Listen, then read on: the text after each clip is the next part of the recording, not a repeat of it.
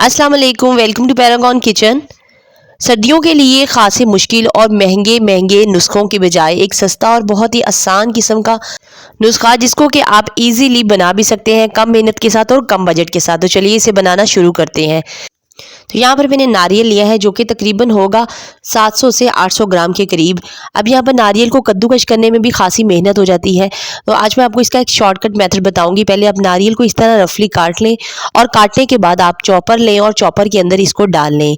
तो दो से तीन हिस्सों के अंदर डिवाइड करके आपने इसको चॉपर में डालकर चला लेना है, क्योंकि कुछ चीज़ चॉपर के अंदर वो कद्दूकश करने वाला ग्रेटर भी मौजूद होता है, लेकिन ये हार्ड होने की वजह से वो चॉपर आपका ख़राब भी हो सकता है। तो पहले आपने इसको इस वाले पोर्शन में डालकर 1 से 2 बार चला लेना है और थोड़ा ये और ज़्यादा बारीक हो जाएगा तो इसे बारीक वाले ग्राइंडर जार में डालकर इस तरह की शक्ल में आपने ले आना है। तो इस तरह नारियल जो है बहुत ही फाइन शेप में आपके पास आ जाएगा कम मेहनत के साथ। अब दूसरी तरफ चूल्हे पे रखेंगे कढ़ाई को और यहाँ पर 25 ग्राम मैंने सफ़ेद तिल लिए हैं।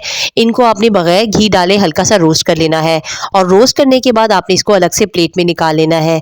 इसी तरह यहाँ पर आपने डाल देने हैं कढ़ाई के अंदर बगैर घी डाले ड्राई रोस्ट कर लेना है 25 ग्राम अखरोट को और साथ में काजू को।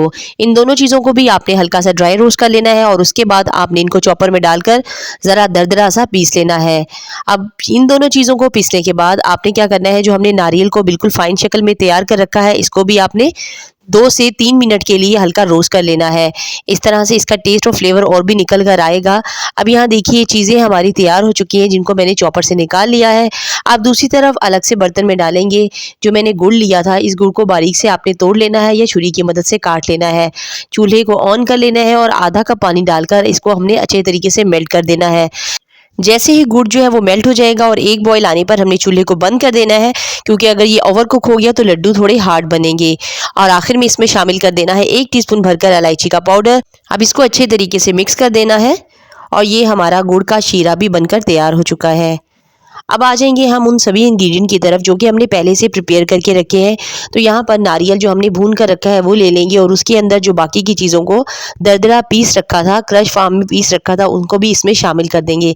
अब आहिस्ता आहिस्ता 2 से 3 हिस्सों में डिवाइड करते हुए इसके अंदर शामिल करेंगे गुड़ की चाशनी को जो हमने पका कर रखी है और इसे मिक्स करते चले जाएंगे। अब यहाँ पर आपने अच्छे तरीके से इसको मिक्स कर लेना है और जैसे ही सारा मिक्सचर बेहतरीन सा मिक्स हो जाएगा तो बस आपने इसके फटाफट से लड्डू बना लेने हैं।